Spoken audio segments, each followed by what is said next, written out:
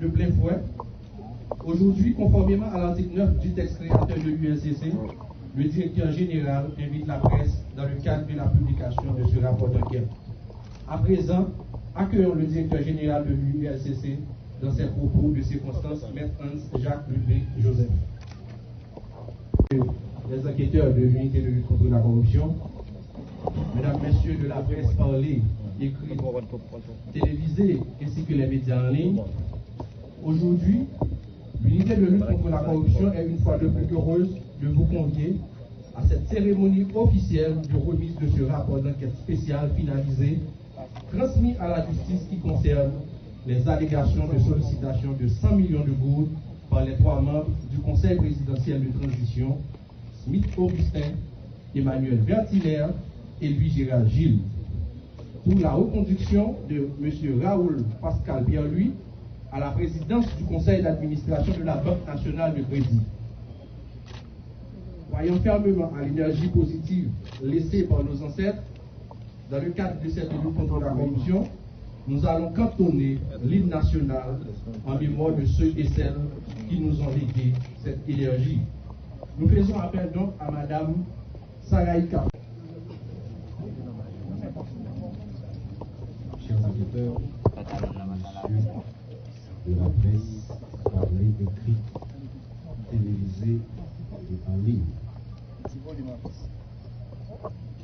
Ce mercredi 2 octobre 2024, l'unité de lutte contre la corruption continue d'assumer sa part de responsabilité dans ce combat combien courageux visant à imposer cette nouvelle forme de gouvernance basée sur la redevabilité, la transparence et l'honnêteté. Moins de 2 mois de cela, l'UNCC a transmis à la justice 7 rapports d'enquête sur des faits avérés de corruption, mettant à nu un petit groupe qui développe un élan d'individualisme possessif au détriment de l'intérêt collectif. Ce matin, nous sommes en train d'assister à un événement sans précédent dans l'histoire politique et institutionnelle haïtienne où des hauts responsables de l'État qui assurent les attributions présidentielles sont impliqués dans un scandale de corruption. Les conclusions de l'enquête conduite par la commission mandatée à cette fin sont sans équivoque sur des atteintes à la probité de ces personnalités qui sont toutes également des agents publics avec la responsabilité de réduire les inégalités sociales, de permettre le vivre ensemble et de s'assurer du bon fonctionnement des institutions de l'État. L'UNCC, se conformant à sa mission légale, a mené une enquête impartiale, crédible et fiable sur cette affaire de corruption impliquant 3 membres du Conseil présidentiel de transition et l'ancien président du Conseil d'administration de la Banque nationale de crédit. Ce rapport d'enquête que nous publions ce matin, cet après-midi, concernant les allégations de sollicitation des 100 millions de gourdes par les membres du Conseil présidentiel de transition est issu de plusieurs mois d'investigation et de documentation de nos enquêteurs expérimentés. Ce travail effectué avec un élan d'objectivité est aussi un plaidoyer pour la bonne gouvernance et l'usage strict de l'intégrité de la gestion de la chose publique. L'UNCC se trouve encore à ce carrefour historique en fonction des enjeux et de l'ampleur des grands dossiers à scandale qu'elle conduit.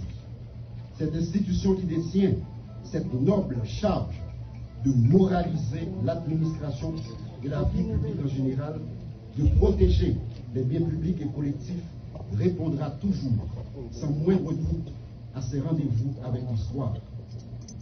Définitivement, toutes celles et tous ceux qui gèrent les fonds publics ou qui occupent une fonction à forte influence ont désormais des comptes à rendre à la nation.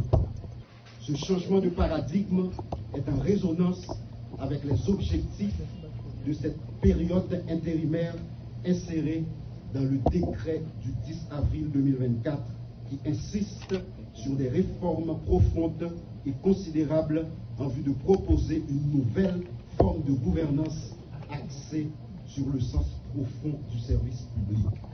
Enfin, nous réitérons une fois de plus la demande d'un traitement judiciaire des rapports d'enquête, c'est-à-dire des verdicts des tribunaux et cours du pays.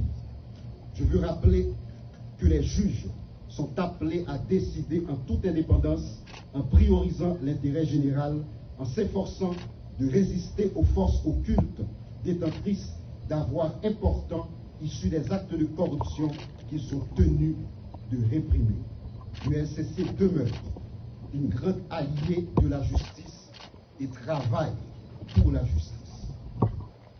Chaque journaliste ici présent sortira de ces lieux avec un résumé exécutif de ce rapport d'enquête, comme me l'autorise l'article 9 du décret du 8 septembre 2004 créant l'UNCC. Nous décidons d'impliquer chaque citoyen et chaque citoyenne dans cette quête de bonne gouvernance et de reddition de comptes. Ça qu'a passé aujourd'hui, c'est un événement historique, c'est un signal fort qui montrait que Haïti demeurait et était un état de droit, qui donc personne, quel que soit rang, quel que soit statut, pas pire ni en les têtes la loi. L'UNCC a continué sans répit, avec même énergie, traquer tout corrompu à tout corrupteur.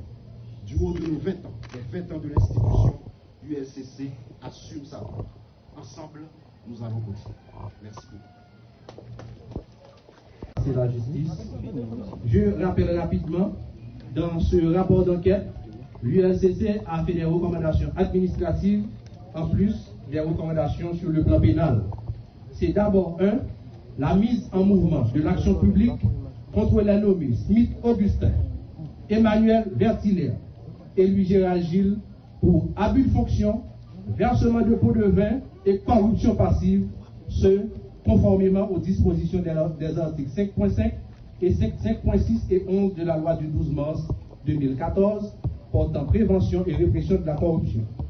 La mise en branle de l'action publique contre le nommé Raoul Pascal Pierre-Louis pour entrave au bon fonctionnement de la justice et abus de fonction, versement de pots de vin, corruption active, fait prévu et puni conformément aux dispositions des articles 5.5, 14, 21 de la loi du 12 mars 2014 portant prévention et répression de la corruption. La mise en mouvement de l'action publique contre le nommé Lonique Léandre pour instigateur de versement de pots de vin, fait prévu et puni par les dispositions de l'alinéa 2 de l'article 5.6 de la loi du 12 mars 2014 portant prévention et répression de la corruption. La demande d'extradition du nommé Raoul Pascal Pierre-Louis par l'autorité judiciaire compétente pour répondre de ces faits, ce conformément aux dispositions des articles 14 de la Convention interaméricaine contre la corruption, 43 et 44 et suivants de la Convention des Nations Unies contre la corruption, du traité d'extradition entre Haïti et les États-Unis d'Amérique et l'article 1er de la loi du 14 décembre 1912 sur l'extradition des criminels fugitifs. À présent, le protocole va conduire le directeur général à son bureau pendant que chaque journaliste recevra un résumé exécutif de chaque rapport d'enquête. Merci.